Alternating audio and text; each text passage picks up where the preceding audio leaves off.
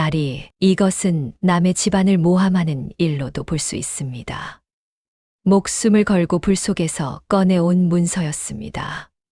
두 팔에 아직 화상 자국이 가시지 않은 며느리가 수개월을 홀로 밤새워 모은 증거였지요. 그런데 그것을 들고 관아 문을 두드린 순간 돌아온 것은 무고죄라는 말이었습니다. 관아의 아전들은 눈길을 피하고 수령은 끝내 나오지 않았습니다. 윤참봉이 이미 고을 전체에 손을 써 두었던 것이지요. 증거도 있고 진실도 있었습니다. 그러나 진실이 힘 앞에서 짓밟힐 위기에 처한 이 여인. 과연 어떻게 이 벽을 넘을 수 있었을까요? 6070 야담의 이야기가 계속될 수 있도록 구독과 좋아요로 응원의 마음을 보태주세요. 오늘 밤 들려드릴 이야기는 조선 후기 전라도 나주 땅에서 시작됩니다. 그 고을에 이름난 양반가가 하나 있었으니 대대로 학문과 예를 높이 받들어 온 이씨 집안이었습니다. 이씨 집안 사랑채 깊숙이는 고을 어른들의 발길이 끊이지 않았고 서책 냄새와 먹향기가 사시사철 그치는 법이 없었지요. 그해 봄이었습니다. 봄비가 갓 그친 오후.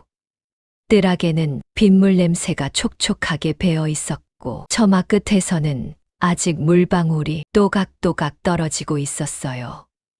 이씨 집안에서는 오래도록 기다려온 일이 하나 열렸습니다. 며느리 간택이었습니다. 이씨 부인은 사랑채 대청마루 끝에 조용히 앉아 새 처녀를 한자리에 세워두었습니다. 처녀들은 저마다 곱게 단장하고 고개를 가지런히 숙이고 있었지요. 구경꾼들도 마당 한 귀퉁이에 삼삼오오 모여들었습니다. 저 윤참봉 댁따님이 뽑힐 것이야. 그럼요, 잣고 집안도 넉넉한데 누굴 당하겠소. 마을 사람들은 이미 마음속으로 결론을 내려놓고 수군거리는 것이었습니다. 윤참봉 댁따님은 과연 반듯하였습니다. 차림새가 화사하고 걸음걸이 하나에도 품위가 서려 있었지요. 두 번째 처녀도 뒤지지 않았습니다. 허리가 곧고 눈빛이 총명하였으니 보는 이들마다 절로 고개를 끄덕였어요. 그런데 세 번째 처녀는 사뭇 달랐습니다. 낡은 치마 저고리를 입은 채 고개를 깊이 숙이고 있었는데 그 자리에 선 것이 어색한 듯 몸을 살짝 움츠리고 있었습니다. 손은 작고 거칠었으며 눈가에는 잠기운이 가시지 않았지요. 저 처자는 늘 졸기만 하지 않소.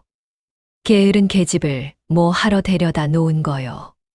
구경꾼들 사이에서 낫지 않은 목소리가 오갔습니다. 그 처녀가 바로 옥분이었습니다.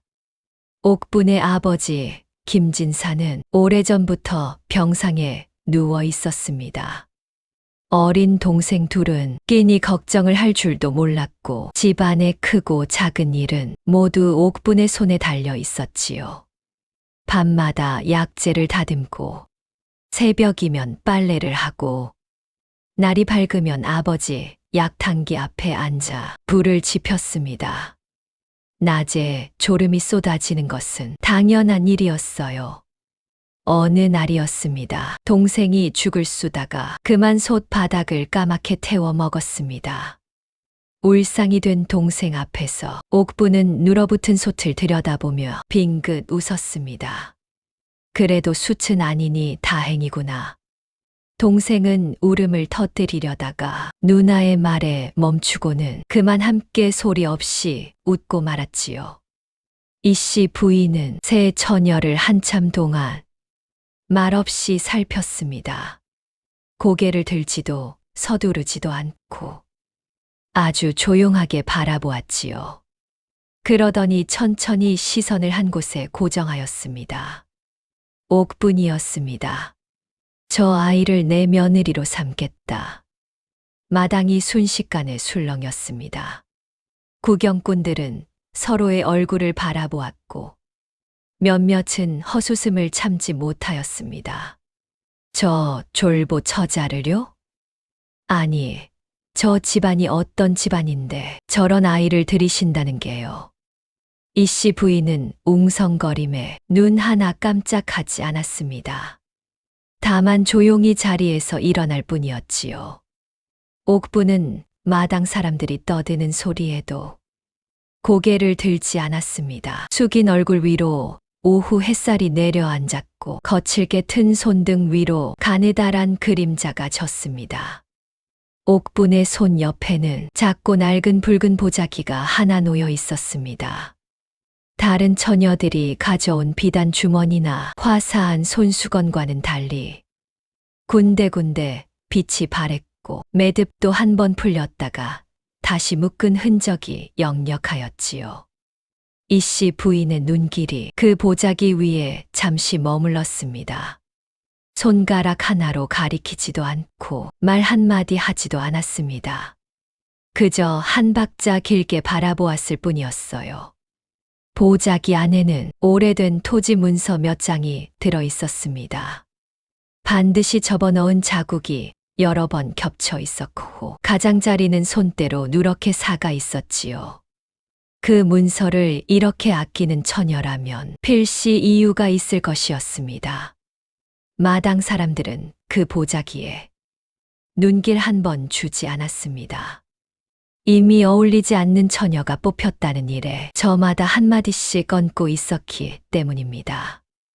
이씨 부인만이 아무 말 없이 안채로 들어갔습니다. 그 뒷모습은 흔들림이 없었지요. 옥부는 그 자리에 한참을 서 있었습니다.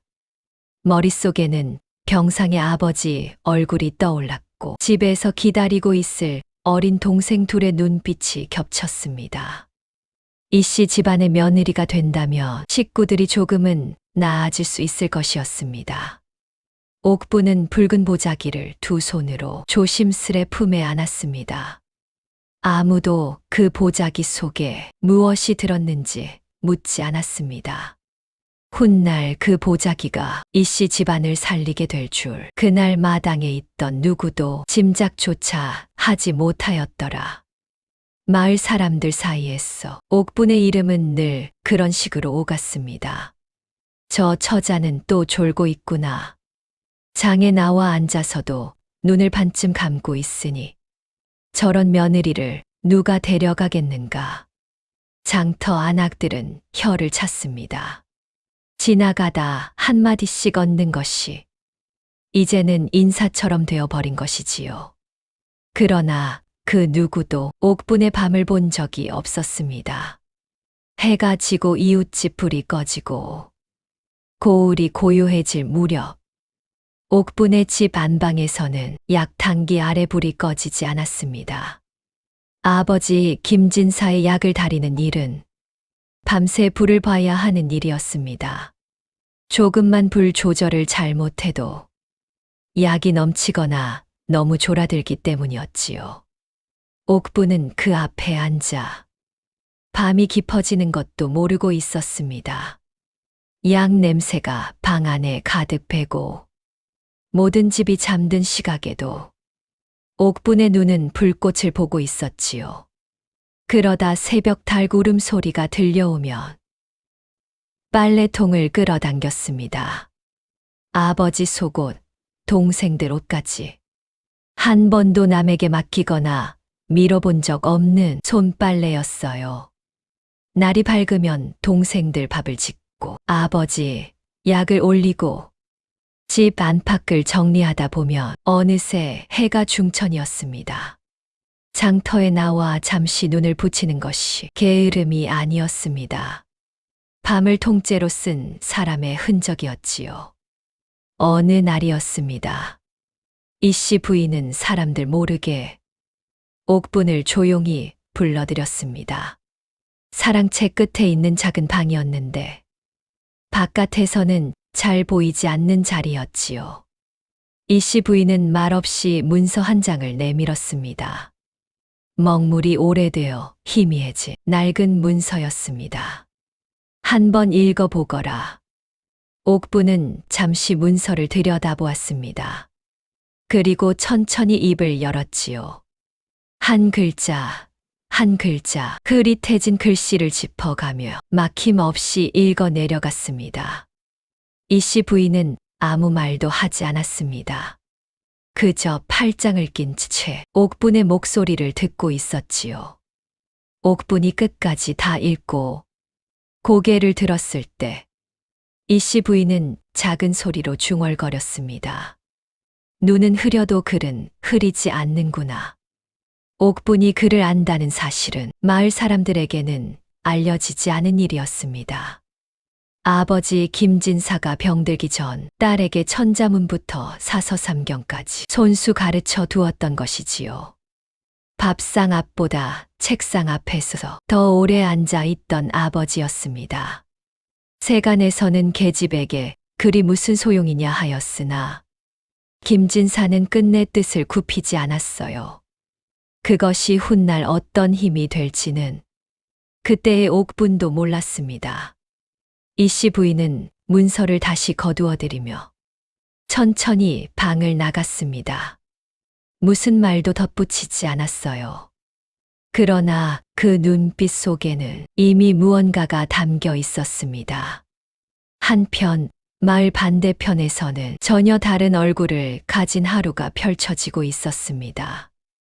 윤참봉이 상을 걷어차 버렸습니다.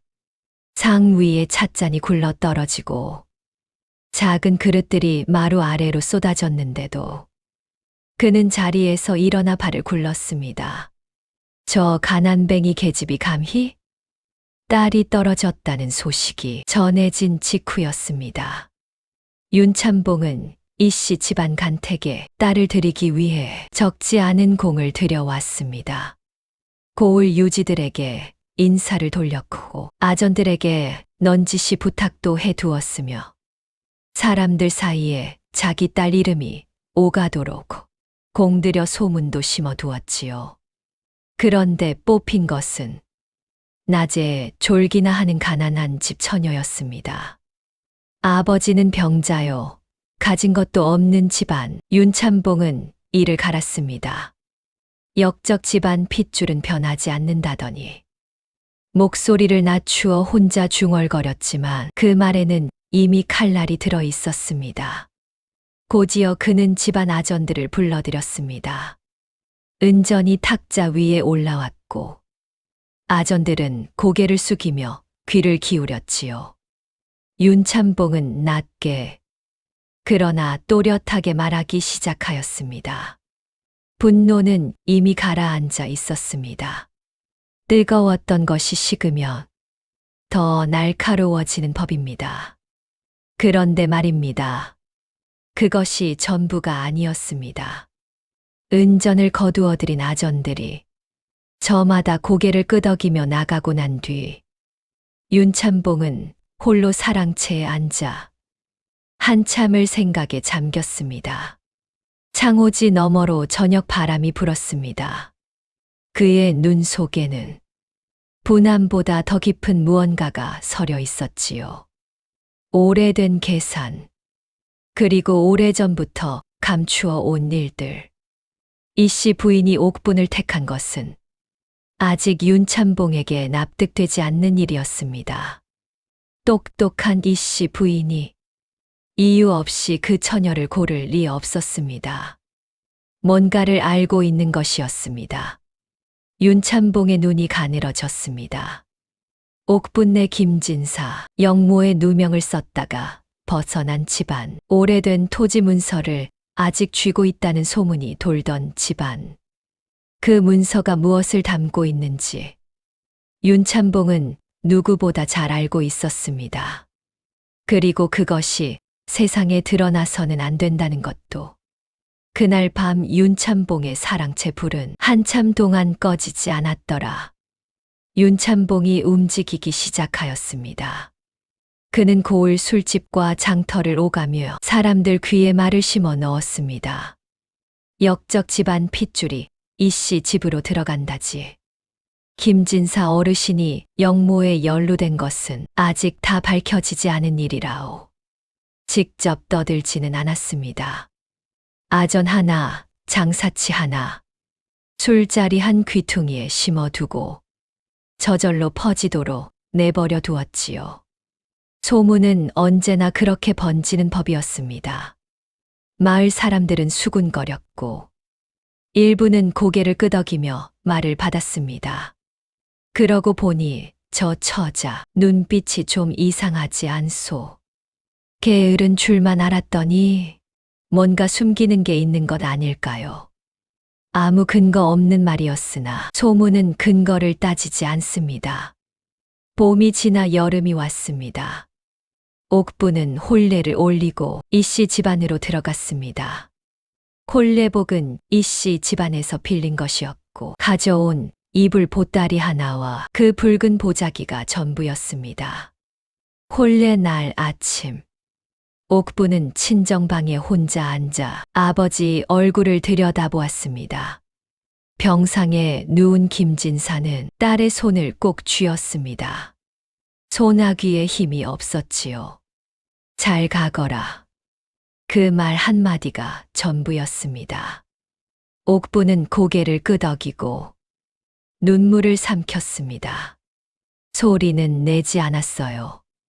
어린 동생들이 문가에서 보고 있었으니까요.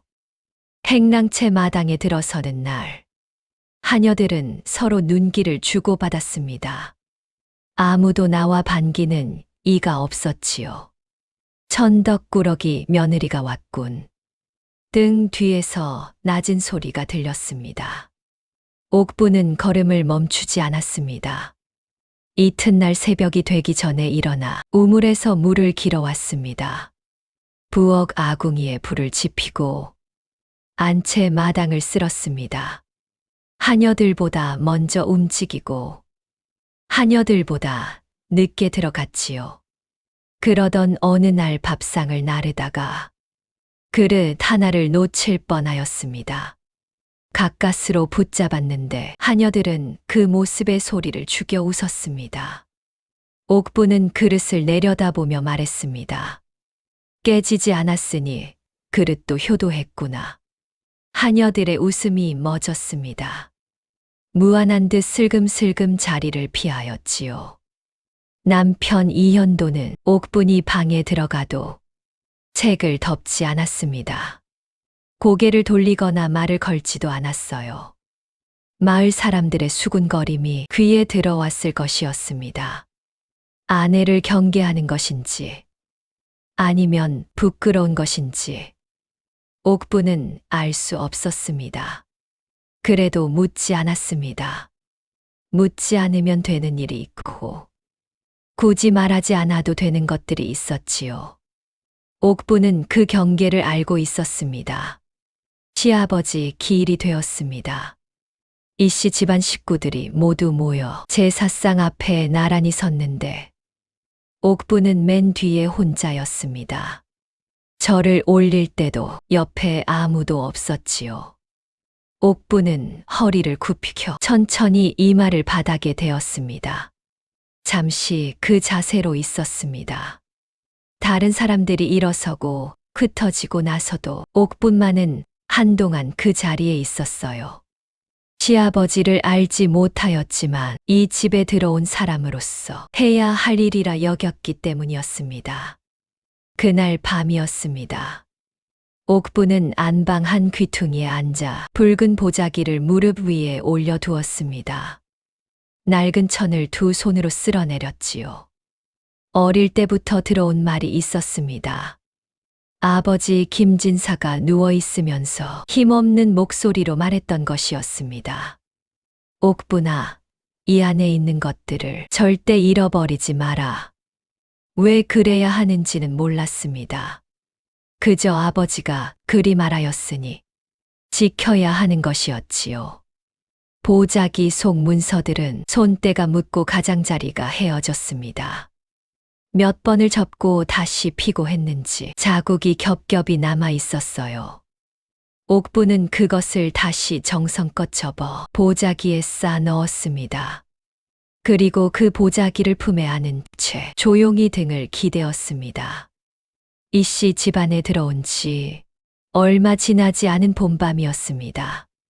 고을 어딘가에서는 아직도 윤참봉의 사람들이 오가며 소문을 심고 있었고 옥부는 그것도 모른 채 보자기를 꼭 안고 눈을 감았습니다. 창밖에는 밤바람이 불었습니다. 먼 곳에서 개 짖는 소리가 한두 번 들려왔다가 그쳤지요. 이씨 집안에서 옥분을 며느리로 부르는 사람은 없었습니다. 안채 식구들은 그녀를 부를 일이 생기면 그냥 적이라거나 행랑 쪽에 누구라고 불렀어요.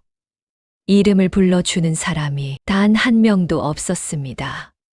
그래도 옥부는 자리를 지켰습니다. 이씨 부인만이 가끔 멀리서 옥분을 바라보았습니다.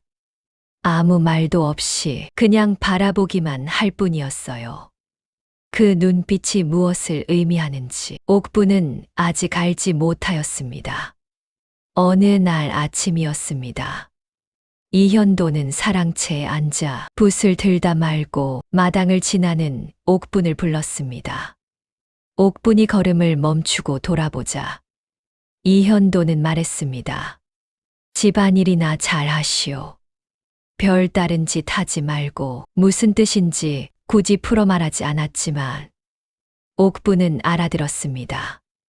마을 소문을 들었을 것이었습니다. 역적 집안 핏줄이라는 말도 믿을 수 없는 여인이라는 말도 옥부는 대꾸하지 않았습니다. 고개를 가볍게 숙이고 장독대 쪽으로 걸음을 옮겼지요.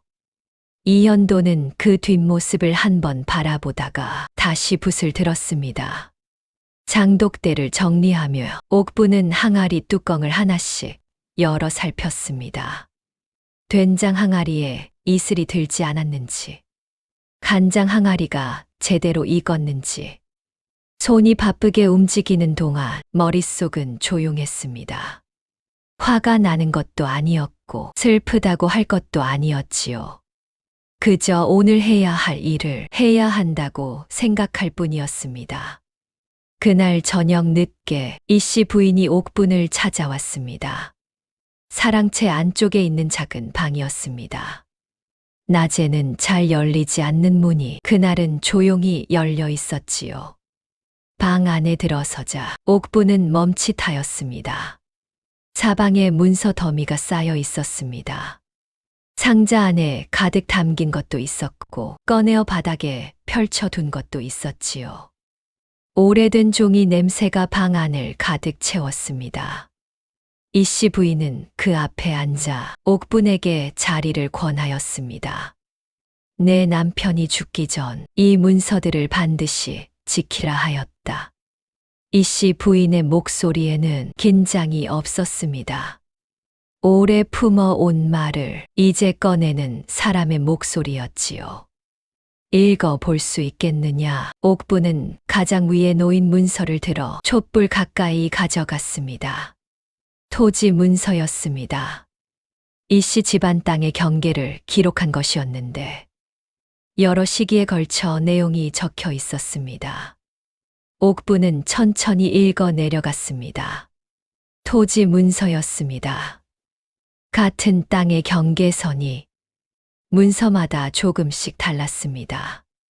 한쪽 경계가 줄었다가 늘었다가 다른 쪽 표기가 갑자기 바뀌어 있었지요. 옥부는 다른 문서를 가져와 나란히 놓았습니다. 관인의 모양도 달랐습니다. 같은 관아의 인장인데 찍힌 모양이 시기마다 미묘하게 어긋났지요. 처음에는 눈여겨보지 못할 정도로 작은 차이였습니다. 그러나 몇 장을 나란히 놓고 보니 그것이 우연이 아님을 알 수 있었어요. 누군가 고친 것입니다. 옥분이 말했습니다. 이씨 부인은 고개를 끄덕였습니다. 그 눈빛에는 이미 알고 있었다는 기색이 있었습니다. 언제부터인지 짐작이 가느냐? 옥부는 문서 날짜들을 다시 훑었습니다. 가장 오래된 것과 가장 최근 것 사이에서 바뀐 시점이 어느 정도 드러났습니다. 그러나 확신하기에는 한 가지가 더 필요하였습니다. 비교할 수 있는 다른 기록이 있어야 했지요. 관아 기록과 대조해야 합니다. 옥분이 조심스럽게 말하였습니다. 이씨 부인은 잠시 생각에 잠겼습니다. 그리고 천천히 고개를 끄덕였지요. 두 사람은 그날 밤 촛불 하나를 사이에 두고 나란히 앉아 있었습니다. 문서 더미는 여전히 쌓여 있었고 창밖에는 벌레 소리가 가득하였습니다. 아무도 그 방에 불이 켜진 것을 모르고 있었습니다. 그것이 시작이었습니다. 작은 먹물 자국 하나가 훗날 거대한 폭풍을 불러오게 될 줄 그날 밤 두 사람은 짐작조차 못하였더라. 다음 날도 그랬습니다. 낮 동안에는 집안일을 하고 저녁이 되면 이씨 부인의 방으로 들어갔지요. 그 작은 방에서 두 사람은 말이 없었습니다. 옥분이 문서를 읽으며 이씨 부인은 눈을 감고 들었습니다. 가끔 이씨 부인이 오래전 일을 꺼냈습니다. 남편이 이 문서를 쥐고 마지막까지 놓지 않았다. 그 말 뒤로 또 긴 침묵이 이어졌습니다. 옥분은 그 침묵 속에서도 손을 멈추지 않았습니다. 문서를 하나씩 넘기고 날짜를 맞추어 보고 관인 모양을 기억에 담아 두었지요. 하루 이틀이 지나면서 전체적인 흐름이 보이기 시작하였습니다. 처음에는 조금이었습니다. 경계선 하나가 살짝 당겨지고 면적 숫자가 약간 줄어드는 정도. 그러다 어느 시점부터 눈에 띄게 달라졌습니다. 이씨 집안 땅이 급격히 줄어든 것이지요. 그 시점이 언제인지는 이미 떠오른 이름이 있었습니다. 옥분은 아직 그 이름을 입에 올리지 않았습니다. 확인하지 않고 말하는 것은 섣부른 일이었으니까요. 그러나 이씨 부인의 눈빛을 보면 이씨 부인은 이미 알고 있는 것 같았습니다. 오래전부터 혼자 알고 있었던 것 같았지요. 촛불이 짧아졌습니다. 이씨 부인이 새초를 꽂으며 말하였습니다. 늦었구나. 오늘은 여기까지 하자. 옥분은 문서를 덮어 상자 안에 돌려 넣었습니다. 자리에서 일어서려다가 잠깐 멈추었지요. 어머님. 이씨 부인이 고개를 들었습니다.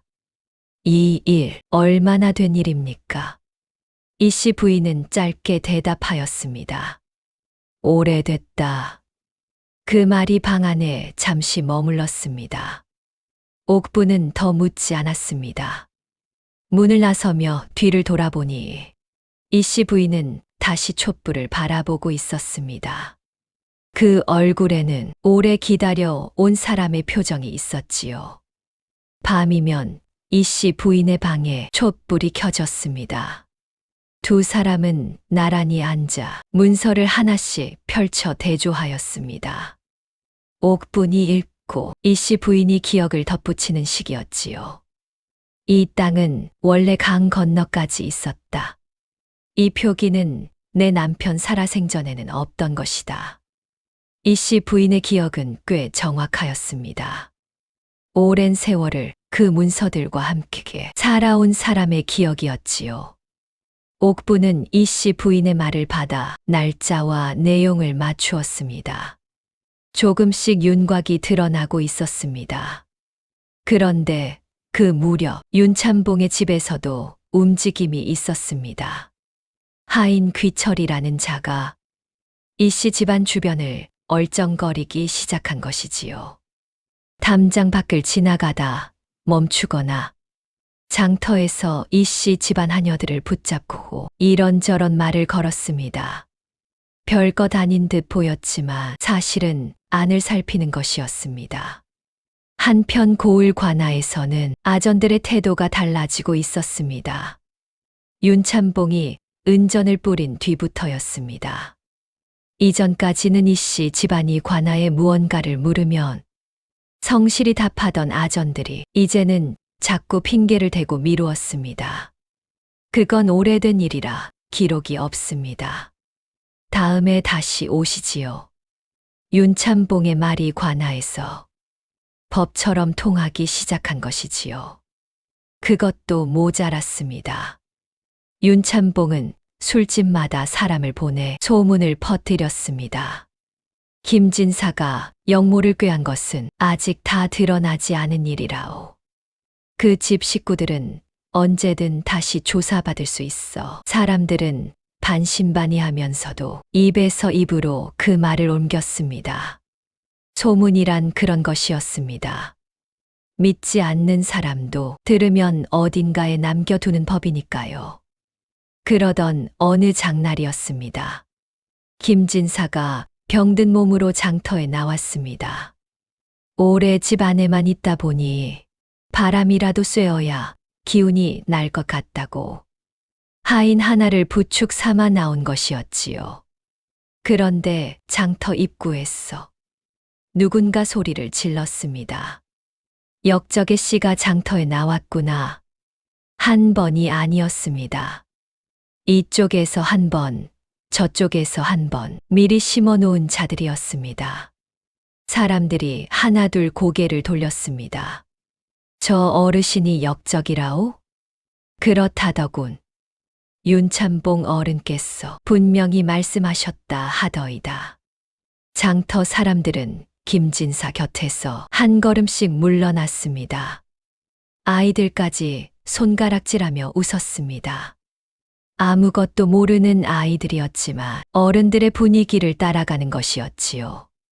김진사는 부축하는 하인의 팔을 꼭 쥔 채 아무 말도 하지 못하였습니다.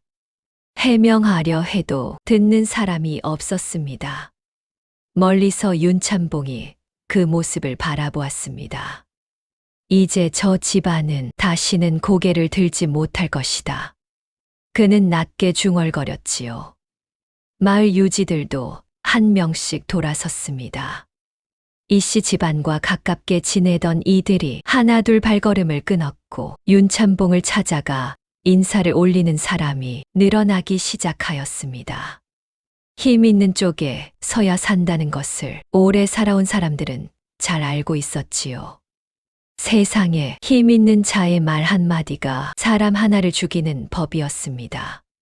그것이 가장 기막힌 일이었더라. 그 소식은 빠르게 이씨 집안에 전해졌습니다. 옥분이 먼저 들었습니다. 하녀 하나가 마당을 쓸다 말고 수군거리는 것을 귀를 기울이지 않아도 들려왔지요. 김진사 어르신이 장터에서 봉변을 당하셨다더라. 옥분은 빗자루를 내려놓지 않았습니다. 그저 손에 쥔 힘이 조금 세졌을 뿐이지요.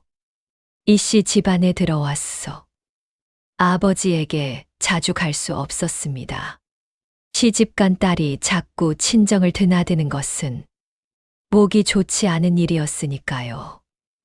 옥부는 날이 저물면 이씨 부인의 방에서 문서를 들여다보았고 날이 밝으면 집안일을 하였습니다. 아버지 생각은 틈틈이 잠깐씩 하는 것이 전부였지요. 그런데 장터에서 봉변을 당하였다니 아버지는 몸도 성하지 않은데 그 자리에서 얼마나 힘드셨을까. 옥부는 잠시 눈을 감았다가 떴습니다. 지금 당장 달려가고 싶었습니다. 그러나 가봤자 상황이 나아지지는 않았습니다. 무엇이 필요한지는 알고 있었습니다. 저 소문의 근거를 무너뜨려야 했습니다. 그러려면 증거가 있어야 했지요. 옥부는 그날 밤 이씨 부인 방에 평소보다 일찍 들어갔습니다. 촛불도 2개를 켰습니다. 서두르겠습니다. 이씨 부인은 말없이 고개를 끄덕였습니다. 2 사람이 펼쳐놓은 문서 위로 촛불이 흔들렸습니다. 밤이 깊어갔습니다. 고을은 조용하였고 이씨 집안 담장 밖에서는 아무도 2 사람이 무엇을 하는지 모르고 있었습니다. 다만 윤참봉의 하인 귀철만이 그날 밤 이씨 집안 담장 가까이를 2번 지나갔습니다. 안에서 불빛이 새어나오고 있다는 것은 알았겠지만 그것이 무엇을 의미하는지는 아직 알지 못하였지요. 며칠이 지나지 않아 또 소식이 들어왔습니다. 병든 김진사가 이번에도 장터에서 욕을 먹었다는 것이었지요. 아직 완전히 몸을 추스르지 못한 분이 바깥에 나온 것은 집 안에만 있다 보면 기운이 빠지기 때문이었습니다. 그런데 장터 입구에서부터 역적의 씨라는 말이 뒤따랐습니다. 윤참봉이 몇몇 장사치에게 또 손을 쓴 것이었지요. 역적의 씨는 뽑아야 한다. 그 말이 장터에 퍼지자 사람들이 슬금슬금 자리를 비켰습니다. 김진사는 부축하는 손을 잡은 채 그 자리에서 해명하려 하였습니다. 입을 열었지만 아무도 귀 기울이지 않았지요. 지나가던 사람들은 발걸음을 빨리하였고 일부는 고개를 돌려버렸습니다. 그 충격 때문이었을까요? 김진사는 집에 돌아온 뒤 자리에서 일어나지 못하게 되었습니다. 병세가 깊어진 것이었지요. 그 소식이 이씨 집안에 전해졌을 때 이연도는 사랑채에 앉아 책을 읽다가 책장을 덮었습니다. 그리고 옥분을 불렀습니다. 혹시 숨긴 일이 있는 것이 아니오? 목소리는 낮았지만 물음에는 의심이 담겨 있었습니다. 옥분은 대답 대신 약탕기를 바라보았습니다. 눈물이 고이지 않도록 눈꺼풀에 힘을 주었지요. 아무 말도 하지 않았습니다. 이연도는 한동안 아내의 옆 얼굴을 보다가 다시 책을 펼쳤습니다. 그것으로 끝이었습니다. 그날 이후로 옥분은 더 바빠졌습니다. 이씨 집안일을 하면서 시간이 날 때마다 친정 쪽 소식을 챙겼고 저녁에는 이씨 부인 방에서 문서를 들여다보았지요. 잠자리에 드는 시간이 점점 늦어졌습니다. 밥상을 받아도 몇 술 뜨다 내려놓는 날이 이어졌어요. 입맛이 없는 것이 아니라 시간이 없었습니다. 그러던 어느 낮이었습니다. 우물에서 물을 길어 오다가 옥분이 그만 쓰러지고 말았습니다. 두레박을 잡은 채 무릎이 꺾였지요. 마당에 있던 늙은 하녀가 달려와 부축하였습니다. 마님, 마님. 옥분은 잠깐 눈을 감았다가 뜨며 가느다란 웃음을 보였습니다. 배가 고파 쓰러진 것이니 의원보다 밥상이 먼저겠구나. 늙은 하녀는 울었습니다. 웃어야 할지 울어야 할지 몰라 결국 둘 다 하고 말았지요. 옥분은 하녀의 부축을 받아 방으로 들어갔고 밥 한 그릇을 다 비웠습니다. 그날 밤이었습니다. 옥분은 다시 이씨 부인 방으로 들어갔습니다. 쓰러졌던 것은 이미 잊은 얼굴이었습니다. 문서 상자를 열어 아직 살피지 않은 것들을 하나씩 꺼냈지요. 그런데 한 장을 펼쳤을 때 옥분의 손이 멈추었습니다. 관인이었습니다. 같은 관아 이름이 찍혀 있는데 모양이 달랐습니다. 이씨 부인 방에 있는 다른 문서의 관인과 나란히 올려놓고 보니 분명하였습니다.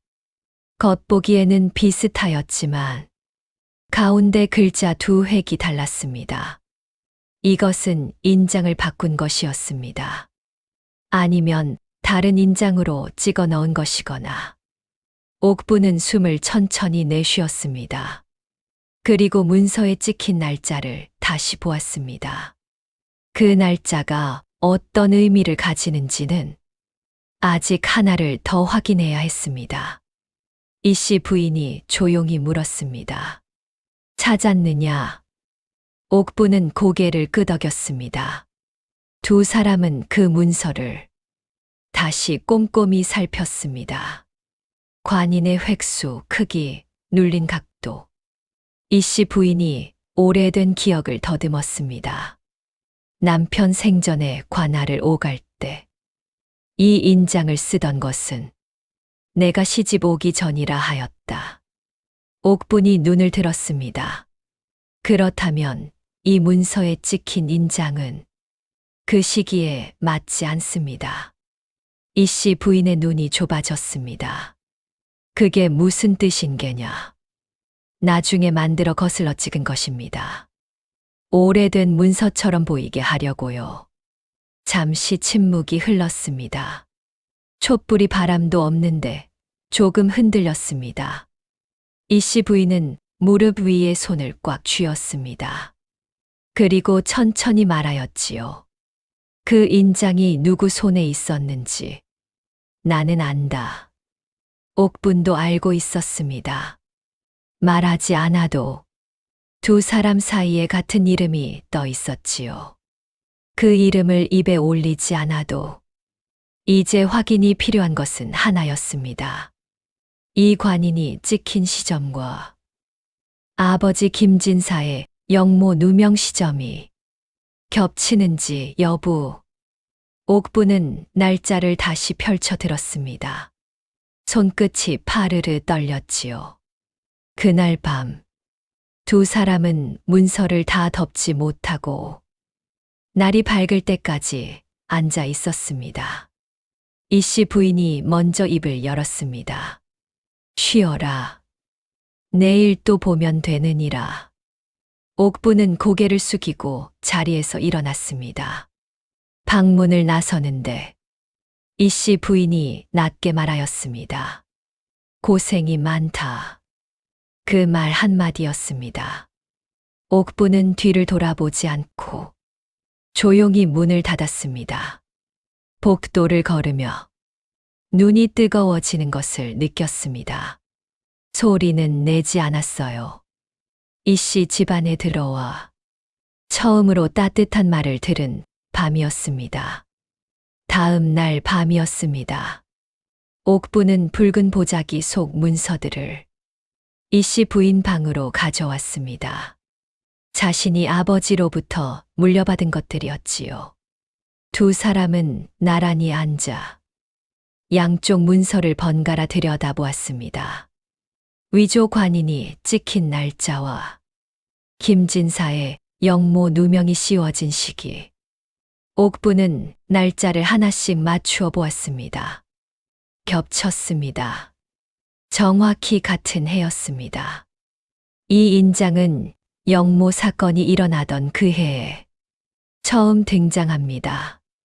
옥분이 말하자 이 씨 부인이 천천히 고개를 끄덕였습니다. 그렇다면 영모 누명과 이 문서 조작은 같은 사람이 꾸민 일이구나. 두 사람은 한동안 말이 없었습니다. 이 씨 부인이 오래된 상자 하나를 꺼냈습니다. 평소에는 방 깊숙이 감추어 두던 것이었지요. 이건 내 남편이 남긴 기록이다. 상자를 열자 낡은 종이 묶음이 나왔습니다. 이 씨 부인의 남편이 생전에 직접 적어둔 것이었어요. 옥분이 천천히 읽어 나갔습니다. 기록에는 수십 년 전 윤참봉의 아버지 때부터 시작된 일들이 담겨 있었습니다. 처음에는 작은 땅 하나를 빼앗는 것으로 시작하였고 해가 거듭될수록 규모가 커졌습니다. 그리고 마지막에는 이 문장이 있었습니다. 저자는 나를 영모에 엮어 땅을 모두 빼앗으려 할 것이다. 내가 먼저 죽더라도 이 기록이 살아남기를 바란다. 이 씨 부인의 눈에서 눈물 한 방울이 소리 없이 떨어졌습니다. 오랫동안 혼자 알고 있었던 것들이 이제야 밖으로 나오고 있었지요. 그때였습니다. 집 밖에서 낮은 소리가 들렸습니다. 무언가가 쏟아지는 소리였어요. 두 사람이 고개를 들었습니다. 창호지 너머로 주황빛이 번져 들어오기 시작하였습니다. 옥분이 문을 열었습니다. 마당 저편 문서 창고에서 불길이 치솟고 있었습니다. 보름달이 뜬 밤이었는데 불빛이 달빛보다 더 밝았지요. 집안 사람들이 소리를 지르며 뛰어나왔습니다. 불이야. 물동이를 들고 달려갔지만 이미 창고 한쪽이 무너지고 있었습니다. 옥부는 불타는 창고를 바라보았습니다. 저 안에는 아직 확인하지 못한 문서들이 있었습니다. 이씨 부인이 남긴 기록 중에서 아직 꺼내지 않은 것들도 있었지요. 불길이 한 번 치솟았습니다. 옥부는 이를 악물었습니다. 사람들이 물동이를 날랐습니다. 한 번, 두 번, 세 번. 그러나 불길은 쉽게 잡히지 않았습니다. 창고 안에서 나무가 타는 소리가 꽉 울렸지요. 옥분의 눈이 창고를 훑었습니다. 문이 아직 반쯤 열려 있었습니다. 불길이 문까지 닿기 전 안쪽은 아직 들어갈 수 있었습니다. 이씨 부인이 옥분의 팔을 잡았습니다. 들어가지 마라. 아직 문서가 있습니다.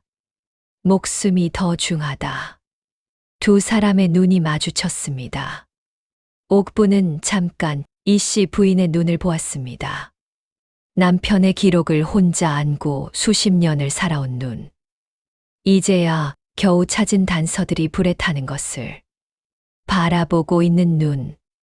옥부는 이씨 부인의 손을 잡았습니다. 다 타기 전에 제가 꺼내겠습니다. 그리고 팔을 빼어 달렸습니다. 이씨 부인이 뒤에서 이름을 불렀지만 옥분의 발은 멈추지 않았지요. 사람들이 비켜섰습니다. 창고 문 앞에 이르자 뜨거운 기운이 확 밀려왔습니다. 옥부는 옷소매로 코를 막고 몸을 낮추었습니다. 그리고 안으로 들어갔습니다. 연기가 눈을 찔렀습니다. 눈을 반쯤 감은 채 기억으로 움직여야 했지요.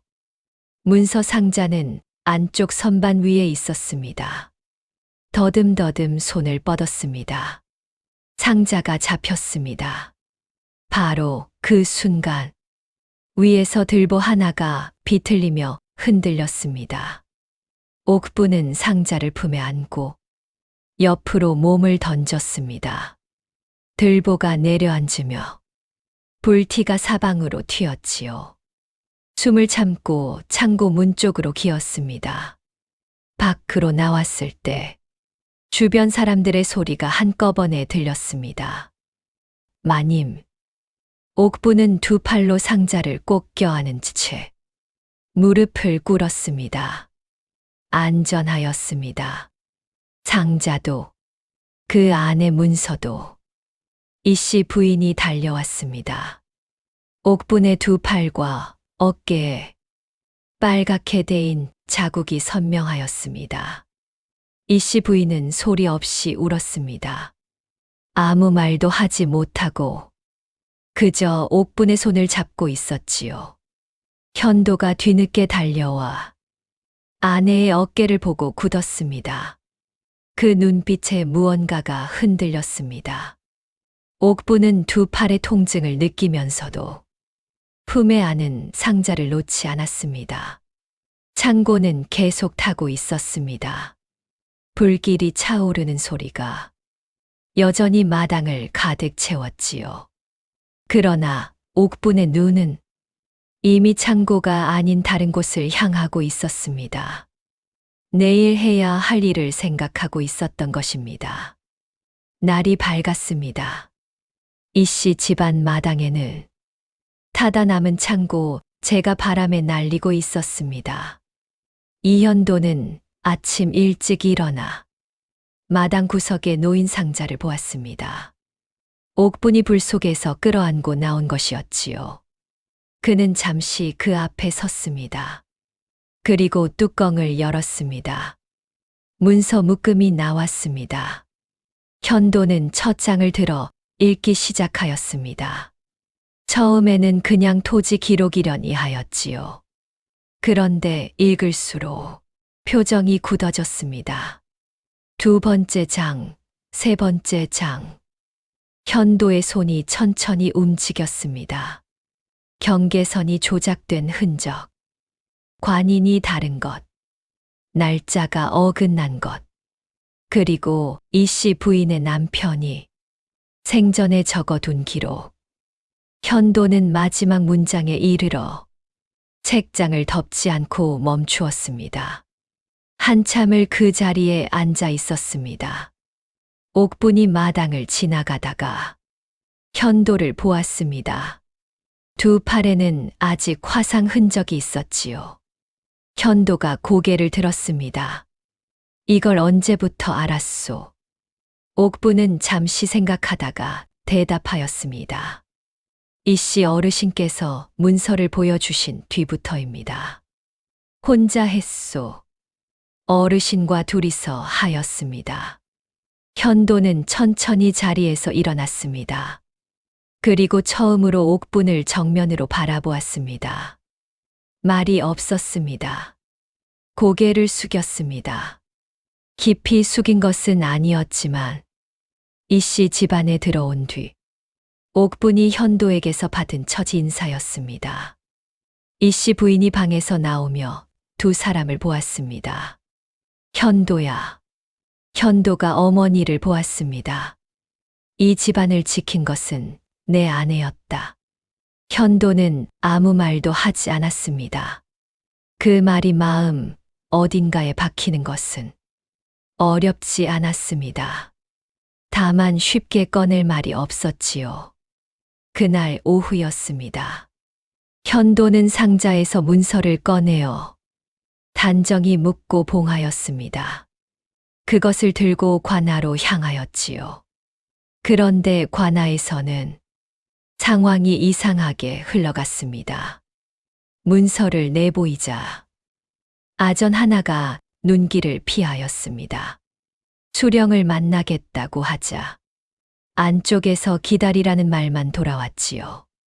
한참을 기다려도 아무도 나오지 않았습니다. 그리고 한아전이 조용히 다가와 말하였습니다. 나리, 이것은 남의 집안을 모함하는 일로도 볼 수 있습니다. 현도의 눈이 가늘어졌습니다. 무고죄를 씌우겠다는 것이오? 아전은 대답하지 않고 자리를 피하였습니다. 윤참봉이 이미 손을 써 두었던 것이었습니다. 현도는 문서를 품에 다시 넣고 관아를 나왔습니다. 길 위에 서서 잠깐 생각하였습니다. 관아가 막혀 있다면 다른 길이 있어야 하였습니다. 집으로 돌아와 이 씨 부인에게 말하였습니다. 관아에서는 움직이지 않을 것 같습니다. 이 씨 부인은 고개를 끄덕였습니다. 그리고 조용히 방으로 들어갔지요. 잠시 후 나오면서 손에 무언가를 들고 있었습니다. 낡은 봉투였습니다. 이 씨 부인은 조심스럽게 봉투를 열어 안에 든 종이를 꺼냈습니다. 남편이 죽기 직전에 쓴 밀서이다. 봉투 겉에는 가명이라는 글자가 적혀 있었습니다. 가명으로 보낼 생각이었는데 그러지 못하고 죽었다. 현도는 밀서를 받아들었습니다. 읽으면서 그의 눈이 조금씩 커졌습니다. 윤참봉이 토지를 강탈한 정황과 관련된 사람들의 이름이 빼곡히 적혀 있었습니다. 관아, 아전의 이름도 있었고 당시 수령의 이름도 있었습니다. 현도는 편지를 다시 접었습니다. 이것을 가명에 보내겠습니다. 이 씨 부인이 고개를 끄덕였습니다. 이제 때가 된 것이다. 옥분이 그 옆에서 문서 묶음을 다시 붉은 보자기에 쌓아 넣었습니다. 처음 이 씨 집안에 들어올 때 가져온 그 보자기였지요. 낡고 빛이 바랬지만 지금껏 잃어버린 적 없는 보자기였습니다. 세 사람은 잠시 말이 없었습니다. 마당에는 봄바람이 불었습니다. 타다 남은 창고 자리 위로 바람이 가볍게 지나갔지요. 현도는 그날 오후 다시 집을 나섰습니다. 이번에는 관아가 아니라 가명으로 사람을 보내는 일이었습니다. 마음이 급하였지만 서두르면 일을 그르칠 수 있었지요. 한 걸음씩 나아가야 하였습니다. 집 안에는 이씨 부인과 옥분이 남았습니다. 이씨 부인이 옥분에게 말하였습니다. 팔은 좀 어떠냐? 옥분은 두 팔을 내려다보았습니다.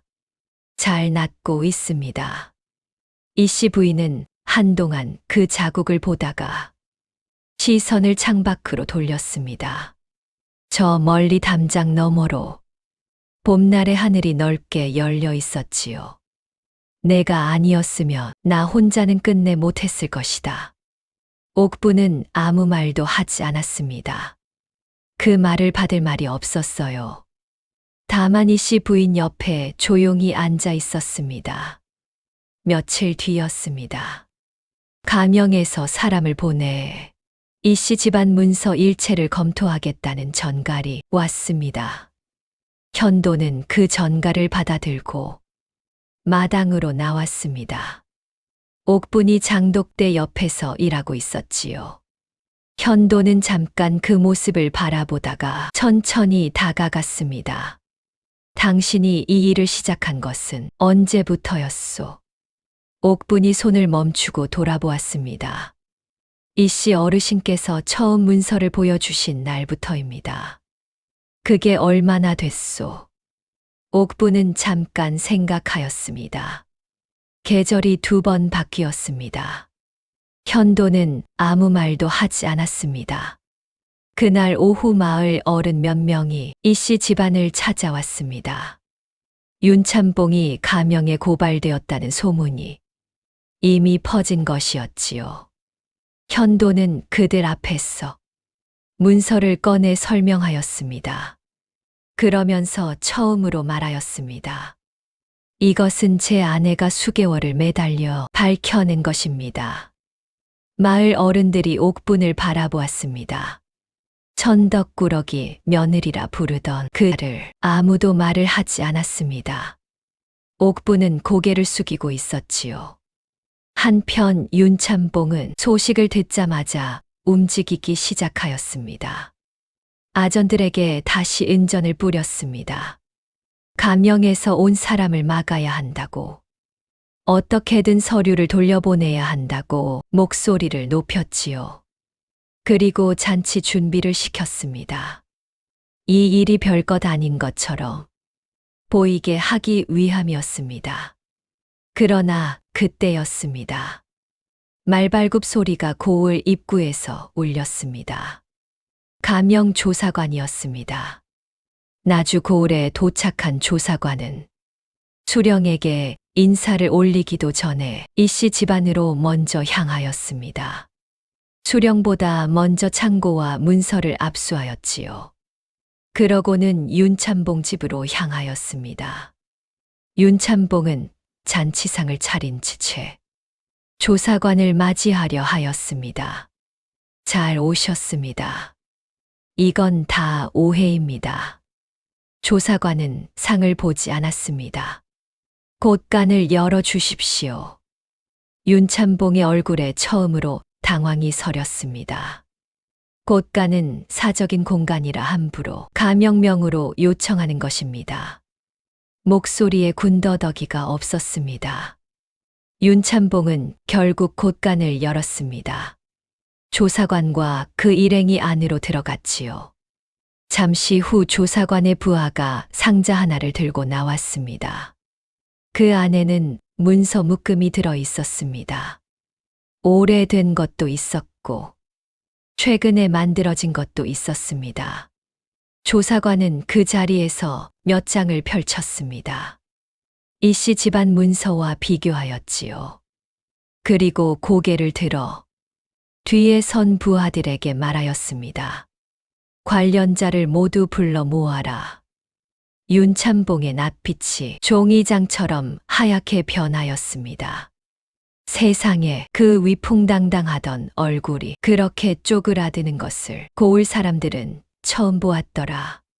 조사관은 이 씨 집안으로 다시 돌아왔습니다. 이 씨 부인과 현도, 옥분이 사랑채에 앉아 기다리고 있었지요. 조사관은 가져온 문서들을 탁자 위에 펼쳤습니다. 이 씨 집안 문서와 대조하겠습니다. 옥분이 앞으로 나섰습니다. 제가 도와드리겠습니다. 조사관이 옥분을 보았습니다. 문서를 아시오? 읽을 수 있습니다. 조사관은 잠시 옥분을 바라보다가 고개를 끄덕였습니다. 두 사람은 나란히 앉아 문서를 하나씩 맞추어 나갔습니다. 날짜, 관인, 경계선, 면적, 옥분이 짚어가며 설명하며 조사관이 받아 적었지요. 작업은 저녁까지 이어졌습니다. 촛불을 여러 개 켜야 할 만큼 밤이 깊었을 때 조사관이 붓을 내려놓으며 말하였습니다. 이만하면 충분합니다.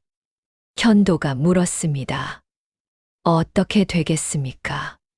조사관은 대답 대신 이 씨 부인을 향해 고개를 숙였습니다. 오래 기다리셨습니다. 이 씨 부인의 눈에 물기가 조금 맺혔습니다. 그 눈물이 볼을 타고 흘러내리기 전에 이 씨 부인은 눈을 감았습니다. 다시 떴을 때는 조용한 얼굴이었지요. 옥분은 탁자 위의 문서들을 정리하며 이 씨 부인의 손이 떨리고 있음을 보았습니다. 아무 말 없이 그 손 위에 자신의 손을 가볍게 올려두었습니다. 이 씨 부인은 고개를 숙이지도 고개를 들지도 않았습니다. 그저 그 손을 가만히 받아들었지요. 조사관 일행은 그날 밤 이 씨 집안 사랑채에 머물렀습니다. 다음 날 아침 일찍 고을 관하로 향하였지요. 윤참봉과 수령을 비롯한 관련자들이 모두 불려 나왔습니다. 마당에 사람들이 가득하였습니다. 마을 사람들도 소문을 듣고 몰려들었지요. 윤참봉은 상투를 고추 세우고 앞에 섰습니다. 아직 눈빛에는 기운이 남아 있었습니다. 이것은 오해입니다. 저 이 씨 집안이 저를 모함하는 것이요. 조사관은 아무 대답도 하지 않았습니다. 그저 문서 하나를 탁자 위에 올려놓았습니다. 윤참봉 곳간에서 나온 것이었지요. 그리고 그 옆에 이 씨 집안 원본 문서를 나란히 놓았습니다. 두 문서의 차이는 그 자리에 있는 누가 보아도 분명하였습니다. 윤참봉의 입이 열렸다가 닫혔습니다. 조사관이 그를 바라보며 말하였습니다. 할 말이 있으면 하십시오. 윤참봉은 대답하지 않았습니다. 바로 그때였습니다.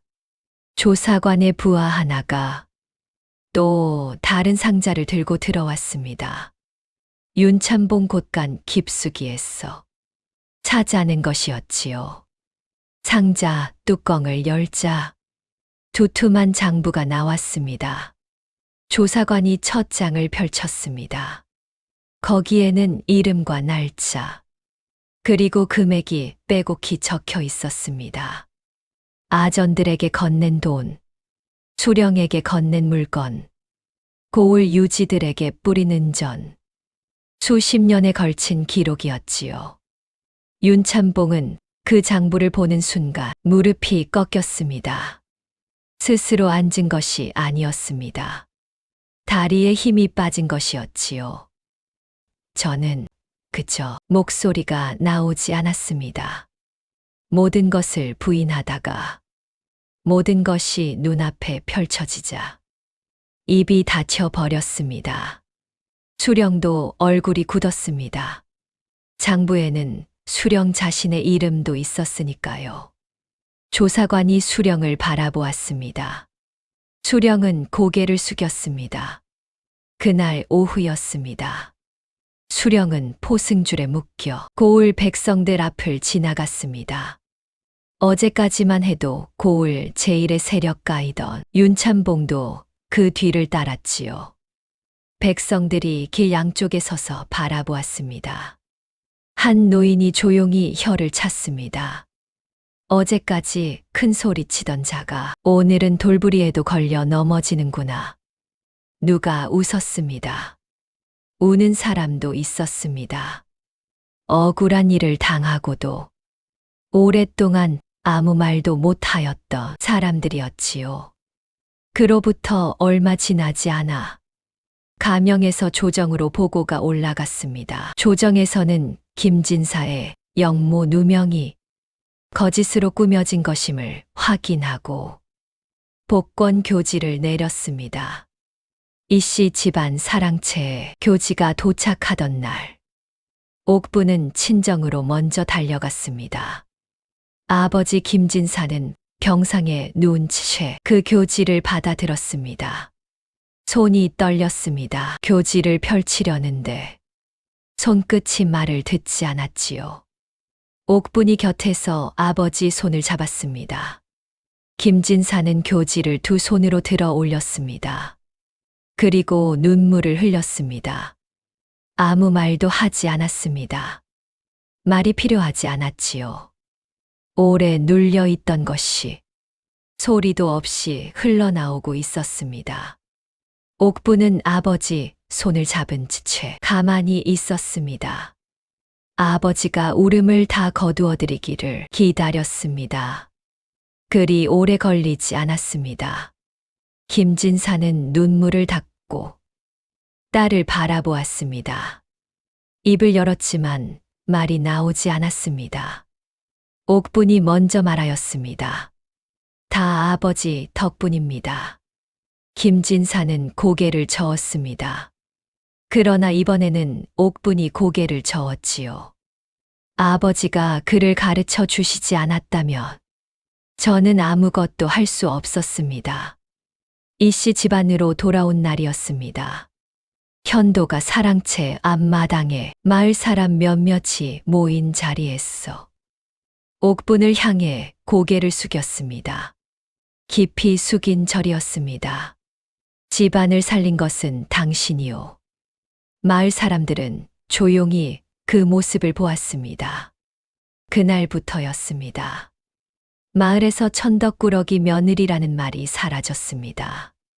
집안을 살린 며느리라 불리게 된 것이지요. 옥부는 그 말도 듣는 둥 마는 둥 하였습니다. 사람들이 부르는 이름이 달라진다고 했어. 자신이 달라지는 것은 아니었으니까요. 그날 저녁, 옥부는 복권 교지를 방 안으로 가져왔습니다. 그리고 오래된 붉은 보자기를 펼쳤습니다. 낡고 빛이 바랜 보자기, 처음 이씨 집안에 들어오던 날 품에 안고 온 것, 불 속에서도 잃지 않은 것. 옥부는 교지를 반드시 접어 그 보자기 안에 넣었습니다. 그리고 매듭을 지었습니다. 세월이 흘렀습니다. 눈이 오고 꽃이 피고 또 눈이 오고 몇 해가 지나자 옥부는 나주에서 가장 존경받는 안주인이 되었습니다. 이씨 집안을 찾는 어른들은 이씨 부인이 아니라 옥분을 먼저 찾는 일이 많아졌지요. 이씨 부인은 그것을 보며 혼자 웃었습니다. 며칠에 한 번씩 그 작은 방에서 옥분과 마주 앉아 아무 말도 없이 차를 마시는 것이 이씨 부인의 낙이 되었습니다. 봄날이었습니다. 사랑채 창가에 붉은 보자기가 놓여 있었습니다. 햇살이 거기에 내려앉았지요. 낡은 천이었지만 빛을 받으면 아직 붉었습니다. 집 안에서는 아무도 그 보자기의 말을 걸지 않았습니다. 그저 놓여 있을 뿐이었어요. 하지만 그 안에는 오래된 토지 문서와 아버지의 복권 교지와 두 여인의 긴 밤이 함께 접혀 있었습니다. 사람들은 낮에 졸던 옥분만 보았지요. 정작 중요한 것은 밤에 누구를 위해 깨어 있었는가 하는 일이었더라. 그 봄날 이후로 옥부는 한 가지 습관이 생겼습니다. 아침에 일어나 창가에 놓인 붉은 보자기를 한번 보는 것이었지요. 특별히 열어보는 것도 만지는 것도 아니었습니다. 그냥 한번 보았습니다. 그것으로 충분하였어요. 이씨 부인은 세월이 한참 흐른 뒤에야 그 습관을 알았습니다.